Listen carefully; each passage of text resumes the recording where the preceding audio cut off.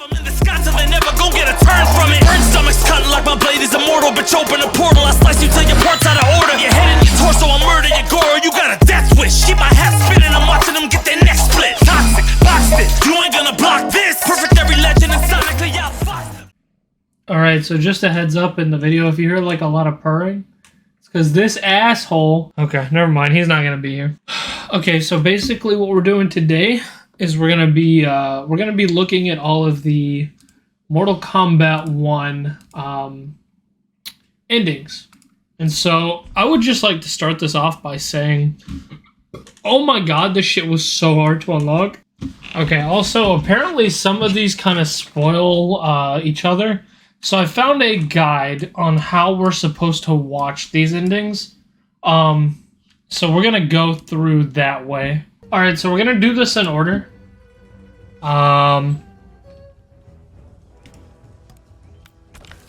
Let's go. So we apparently are supposed to start with Garrus, or Liu Kang. Alright, let's go. My loyal partner had warned me. Reclaiming my power as Keeper of Time might have unforeseen consequences. In this, as in most things, he proved prescient. The process I had undergone did irreparable harm to my body. Taking back my power had cost me my immortality. Damn. While my lifespan would still stretch across eons, I would one day perish. And if the war with Titan Shang Tsung taught me anything, it is that this timeline is not safe without a protector. Yet I had never given thought to choosing a successor. Who is it that could replace me and protect my new era? The answer, of course, is Garrus.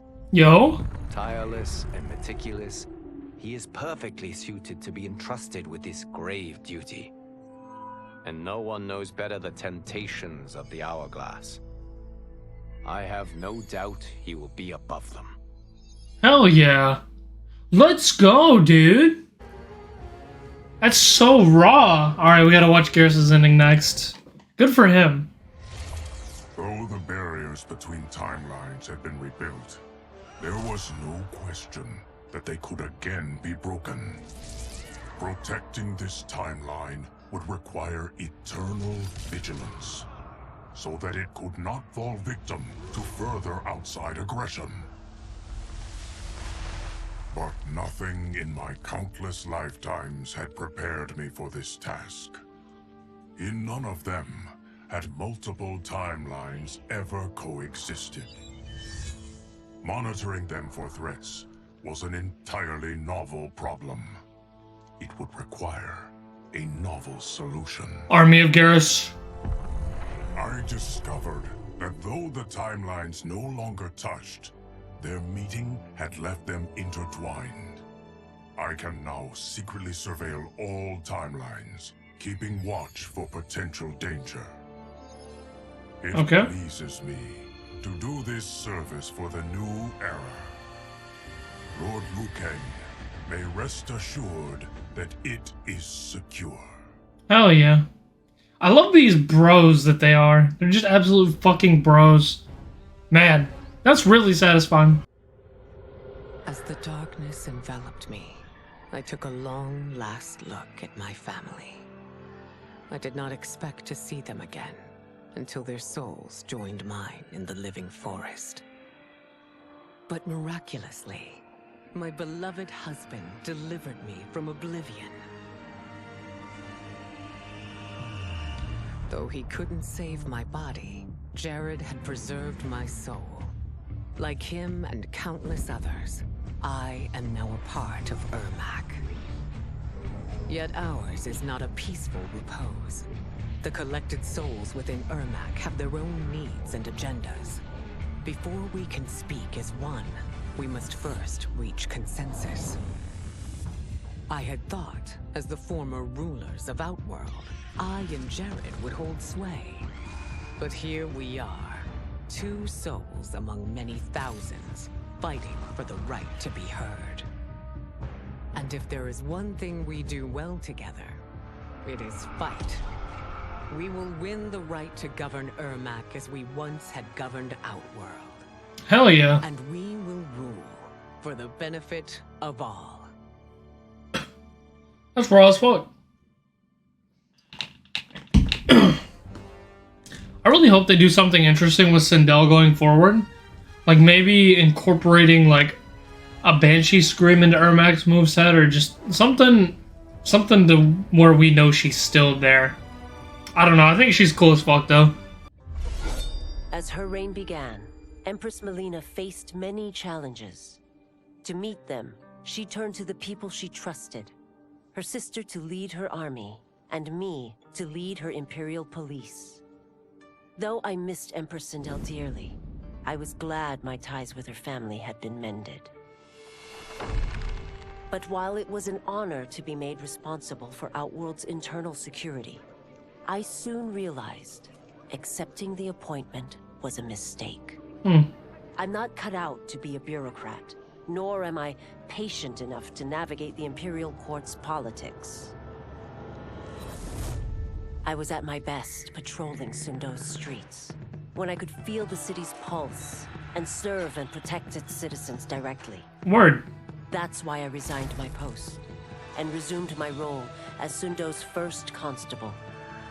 I end each day knowing I've made a difference. Wow, so she quit her fucking job? Wow. That was kind of lame. No lie, that was kind of fucking lame. After fleeing Outworld, I hadn't expected to return. But then, I also hadn't expected the new Empress to make me an offer I couldn't refuse. To thank me for helping stop General Shao's rebellion, she asked me to be her emissary to the Zaterrans. Going home, bearing the seal of the royal house, I would show, once and for all, that my mutation wasn't to be feared. That it wasn't a source of shame. Oh yeah?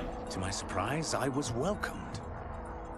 But those warm smiles hid a dark secret. Oh, Naga. I stumbled upon a trove of official records, which showed that my shape-shifting ability isn't unique. Many Zaterrans are born with it, but are killed by their government to keep it from spreading. Who started this barbaric policy? Who is now enforcing it is unknown. But I will find out. And I will put an end to this madness. Cool. So we get some Zaterran stuff, maybe? Maybe? That's raw. While the regime had changed, little else had. My people still suffered in silence, ignored by the rest of Outworld. Though now I knew Empress Melina's secret, that she was also afflicted with Tarkat. If anyone would help, it would be her. Oh yeah. But how to get an audience? Syzoth. He was the Empress's new emissary to the Zaterrans. I asked him to introduce us. At great personal risk, he agreed. Oh yeah, bros? And as I'd prayed, the Empress was willing to meet. Even better, she would visit the colony. Hell yeah. She was shocked to see how we lived. She moved quickly to provide for our care and comfort. Hell yeah. Thanks to the Empress and Syzoth, we Tarkatans are no longer pariahs. Until our disease can be cured, that will do. Fuck yeah. Shit is so wholesome. Shout out Melina, man. Speaking of which, apparently she is next. This is some real queen shit, dude. Good for her. Though worried about how the public might react, I met with Baraka to discuss his Tarkatans. Speaking from his heart, he moved me. I agreed to visit his colony and see how his people lived. The conditions were atrocious. This was one of my mother's few mistakes. Like all Outworlders, she treated Tarkatans with scorn. What they deserved from us was compassion.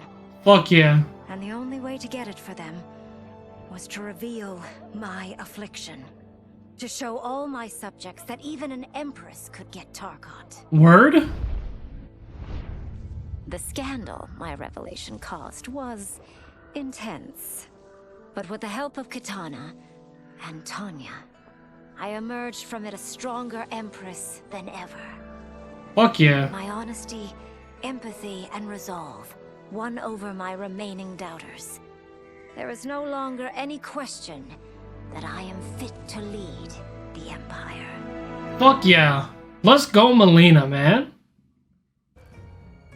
Wow. Dude, the end of this, like, I'm not even, like, halfway through yet, but I'm really liking what they're setting up here. Because the writer, Dominic Cianciolo, said that not necessarily all of these were going to be canon, but they're going to try to focus heavily on these stories moving forward. And to see how they're writing a lot of these characters, I love it.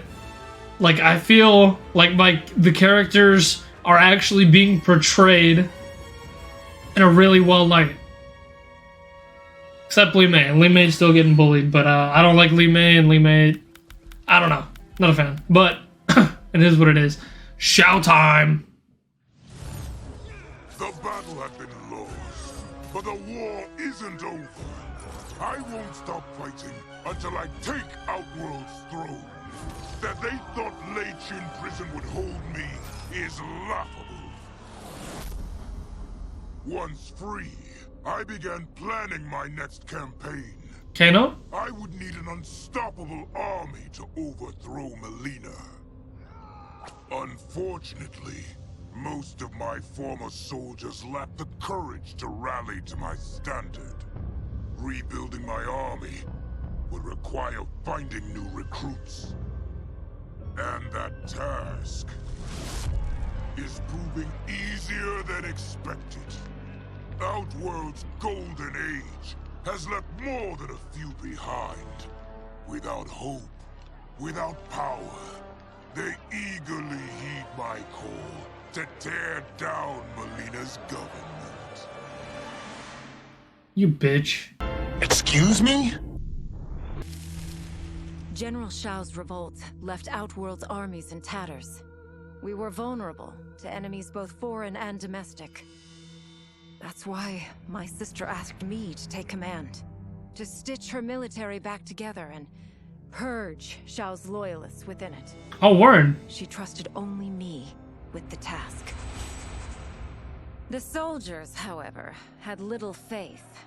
They thought me a spoiled dilettante, unprepared and unfit to serve. That I could fight mattered little. All that mattered was that I wasn't one of them. I finally earned their loyalty by orchestrating an epic victory over Shao and his rebels. Though the general himself escaped, his forces were smashed. For as long as I am able, I will lead the Empress's armies in defense of Outworld. Through strength, we will achieve peace. General Kitana. Didn't see it coming. Interesting. With General Shao freed from prison, we began raising a new army against the royal family. Though many were eager recruits, few were good at soldiering. It was so bad, the general was forced to change tactics. He decided that we needed a doomsday weapon.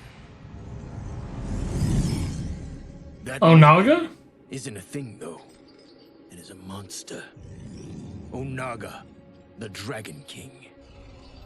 The general told me the old legends were true. That his ancient ancestor defeated Onaga, trapping him deep inside Mount Sagan. The Dragon King is still there today. His pent-up fury waiting to be unleashed. Because Onaga is so dangerous, the General wouldn't risk trying to tame him before. But now, he feels we have no choice. Though I likely won't survive, I accept this mission gladly. I can think of no greater honor than to give my life in the General's service. You fucking fanboy. You fucking pussy fanboy. I'm excited that Onaga is probably gonna be returning. I wish Reiko had a little more to do though, to be honest. Until recently, I hadn't met Li Mei, but I had heard the stories. How the Umgadi's matron superior blamed her for not preventing Emperor Jared's murder. How she quit in disgrace rather than accept punishment. But those stories didn't fit the woman I now knew. Li Mei would never have been so negligent. Eventually, I uncovered the truth. The failures and mistakes which led to the Emperor's murder, they resulted from poor decisions made by the matron superior themselves. They made Li Mei their scapegoat. When the Empress found out, she wanted the Umgadi disbanded. But I convinced her that it could be reformed. To make sure it did, she put me in charge. I am humbled by this sacred responsibility. The Umgadi, my sisters, they are my life. I will not let them be brought down by the acts of a selfish few. Alright, I care the most about this one. In prison, I was hounded by the Imperial Police. I needed a place to hide and to recuperate while I plotted the best way forward. I knew the remote canton of my youth would be perfect. To escape capture, I traveled by sea. Little did I know that a gargantuan storm was brewing. My tiny craft was smashed apart. I closed my eyes, waiting to drown.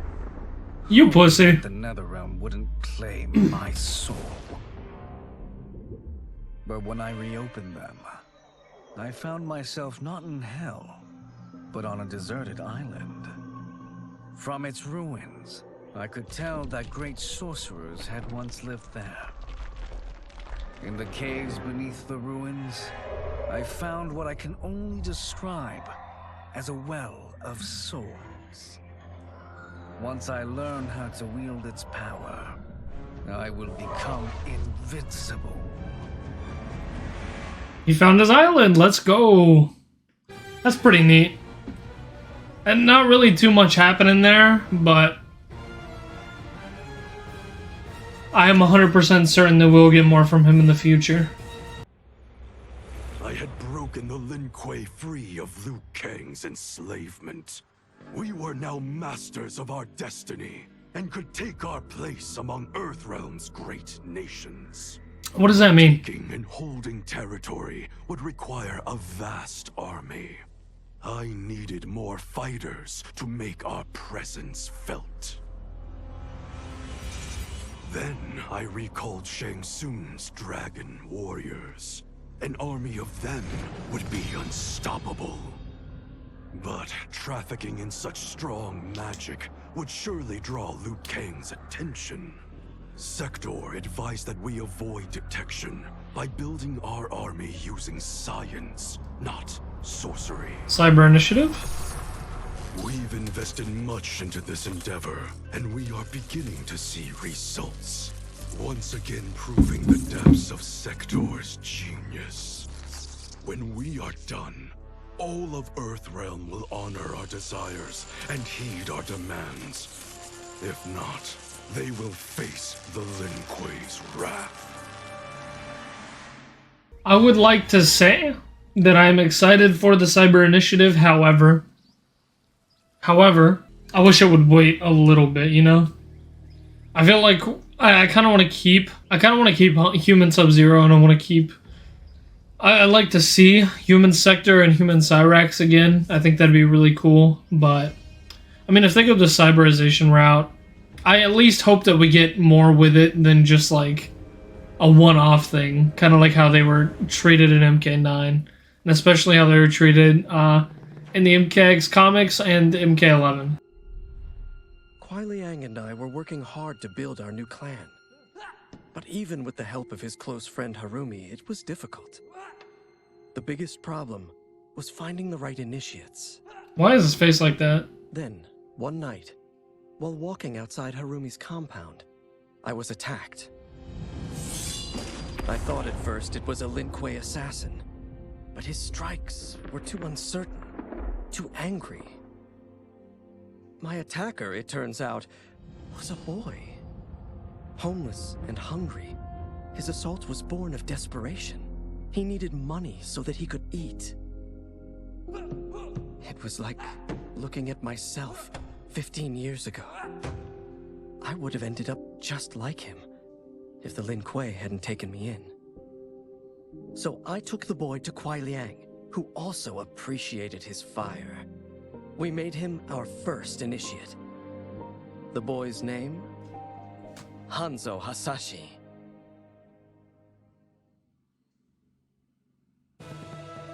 That's so cool! Wow! Whoa, I hope they do some cool ass shit with that, man. Let him inherit. You know what they should do? They should make Kuai Liang. Maybe he'll turn into Noob Saibot. And then they'll let Hanzo reclaim the mantle of Scorpion. I think that'd be really, really cool. And that way we could also see an evil Kuai Liang, because we haven't seen that yet. I don't know. I'm really interested in where they're going with that, though. That looks pretty cool. No sooner had Titan Shang Tsung been defeated than Bihan and his loyalists hunted us down. Outnumbered, we fled to Japan. There, we sought refuge from an old family friend. As children, we played together. But Harumi Shirai was a woman now, the head of her clan. Her strength, beauty, and intellect awed me. Also incensed by Bihan's betrayal, Harumi agreed to help me forge a new clan, one that would stand against him and defend Earthrealm. Hell yeah. Her aid proved invaluable, and as time went on, we grew closer. To honor Harumi and pay respects to my new bride, I named the clan after her, calling it the Shirai Ryu. Now the battle against my brother begins in earnest. The Shirai Ryu won't rest until Bihan is defeated and the Lin Kuei's honor restored. That's pretty cool. I think it's funny that Hanzo's a kid now and he's getting cucked by Kuai Liang. That's pretty fucking funny. Since this whole thing kicked off, I'd wondered why Liu Kang chose me to be a champion. I mean, sure, I was killing it as a martial arts star, but it's one thing when it's all for show. It's different when you're playing for keeps. Then Liu Kang let me in on his master plan. He wanted the masses to know about the world beyond them, the one filled with gods and monsters, and he wanted me to tell him about it. Huh. But I knew revealing the truth all at once would be too shocking of a plot twist for most. That's why I pitched doing a bunch of stories, to slowly get people used to it. And if there's one thing I can do, besides kick ass in combat, it's build a cinematic universe. Damn it. I'm serving up movies, streaming series, games, you name it. I like that I'm doing a public service. And it doesn't hurt that I'm making more than a few bucks. It's the kind of synergy that would make any studio mogul proud. That's so good. Oh my god, that's so good. That's so cute too. Man, that makes me so fucking happy, dude. Wow. That's so good. I wasn't looking for allies against the Yakuza, but I found one in Special Agent Jackson Briggs. Oh, it's Jax. It heard gangsters plotting to kill me on a wiretap and came calling, hoping I'd be his informant. We planned to part ways when we got the job done, but then Shang Tsung showed up to steal Sento. What? Needless to say, Jackson had questions. It blew his mind to hear that the stories in Johnny's movies were real. That's crazy. Once the shock wore off, Jackson quickly sized up the threats Earthrealm faced. To deal with them, he got his bosses at the FBI to form the Outworld Investigation Agency. We're not doing special forces. When he asked me to sign on, I hesitated. After all, me? A government agent? But it's an important job. And more importantly to me, an honest living. Yo. Hell yeah. Fuck this special forces. We're just skipping it and going straight to the Outworld Investigative Agency. That's so cool. Jax looks raw as fuck. So does Kenshi, man. Hell yeah. Fuck the Yakuza. Jax is my best friend now.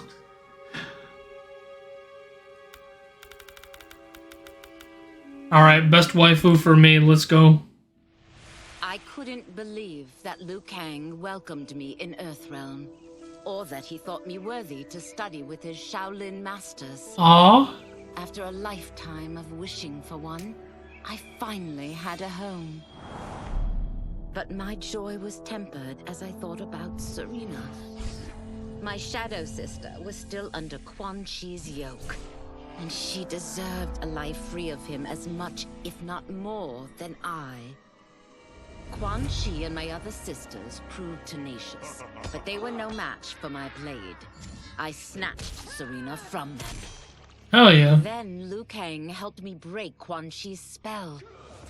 Her mind free of his influence for the first time in years, Serena chose to join me in Earthrealm. Hell yeah. My sister and I once again fight side by side. Only now we do so for Earthrealm. Together, we have formed the Order of Light. Cool. Wow. Let's go, Ashura. Oh, my boy. How are you? How are you doing? It was inevitable that the Shaolin Masters had me join them. They knew just how much future initiates could learn from me. Shujinko was one of my earliest. His ability to absorb anyone's powers and skills was amazing. That's raw. With the right training, he could become our greatest champion. I knew that I alone could give it to him. But as his proficiency grew, so did his ego. In love with himself and his power, Shujinko became a threat to the realms. Really? He hadn't learned humility, because I wasn't the one who could teach it. I should have listened to Raiden's warning and not tried to train Shujinko alone.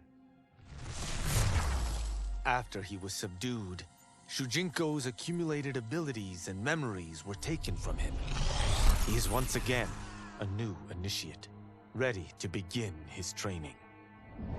This time, Raiden and I train Shujinko together. He will become the champion he is destined to be. And I will fulfill my duties, humbly and cooperatively. I don't like that.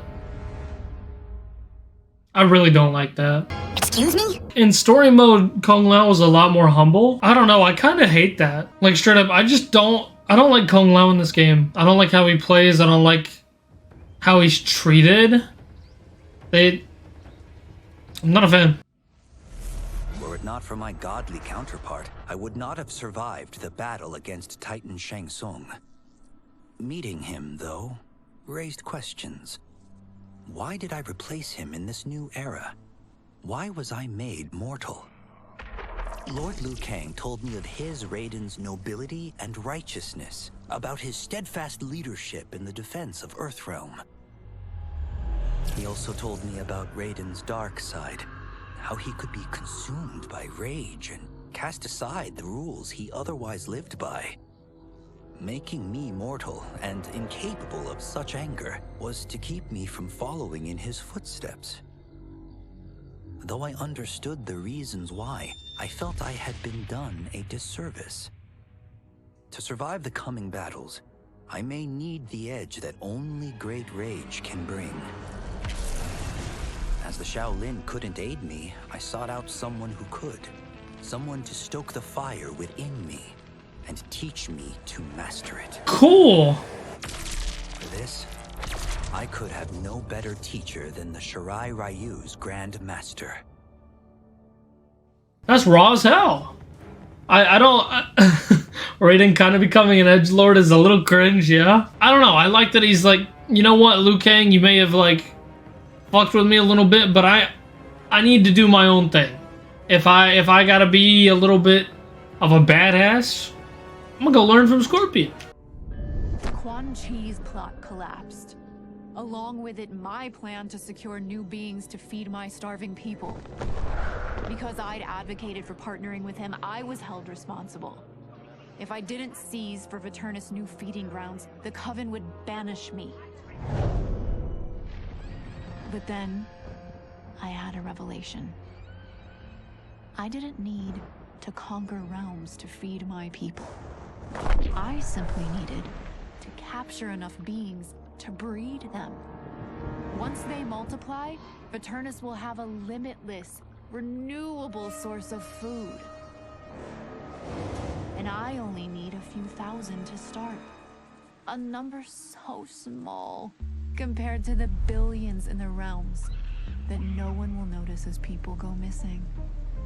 But it will be more than enough to establish our breeding stock and feed a ravenous Viternus.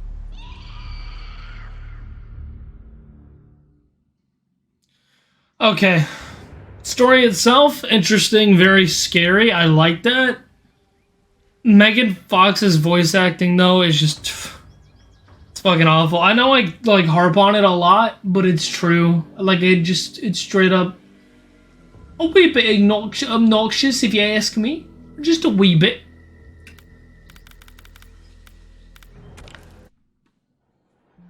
Quan Chi's defeat had cost me everything. For months I had furthered his plot, and now I had to start over. Saido's people were still in chains. That's when Rain approached me. On the run from Empress Melina, he was desperate for help. And though I'd had my fill of sorcerers, this one was different. I agreed to provide him safe haven. He agreed to help topple Saido's government. And topple it we did. Rain summoned a wave so fast, so powerful, that it crushed the capital. Saido's fascist rulers were swept away. My people are finally free. They can chart their own course, needing only to follow their own desires. Their lives are now blessed by anarchy.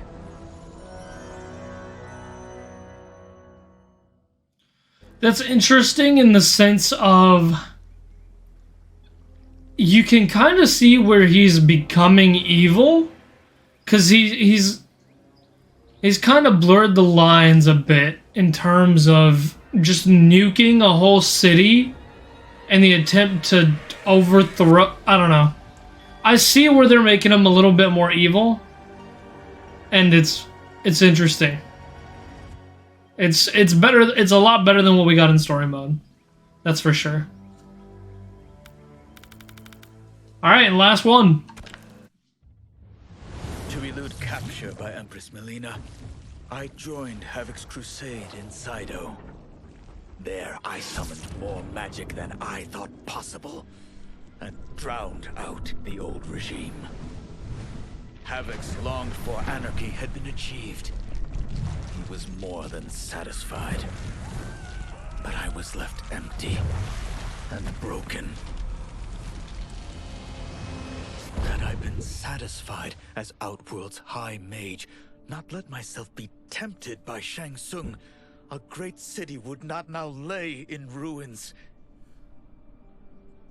I've caused devastation, ended thousands of lives, all because of my blind ambition. Oh yeah. I've betrayed my oath, my sovereign, and my realm. These high crimes merit punishment, and I'll accept whatever the Empress gives me. My only ambition now is to one day be forgiven. Whoa. That is so fucking cool, man. What? Bro summons a nuke and then is like, wait a minute. I'm not really evil. What the fuck am I doing? Yo. Wow. That's so cool. Big fan of that. Alright, so what do I think overall? I guess my number one question would be, where is Quan Chi now? And I know we're going to get that answer probably when he comes out as DLC, but very interested to see what's going on with Quan Chi and Ermac as well. And now that Garrus is kind of taking over things and Shujinko is kind of causing a little bit of a potential Brightburn type situation, everything going on in Outworld is just so interesting. I'd really like to see the civil war happen between General Shao and Melina. The war between the Lin Kuei is really interesting. Ashura is so fucking sweet and wholesome. And obviously, I'm ready for Shang Tsung to come back and cause a little bit of mayhem, but I don't know, man. I'm just really excited to see what we got in store for us next. Alright, if y'all enjoyed this video, make sure you leave a like on it. It really does help my channel out a ton, and if you haven't already, hit the subscribe button. Alright, and that's gonna do it for me today, guys. Take care, and let's hope we get some more cool stuff in the future. The writing was really, really good.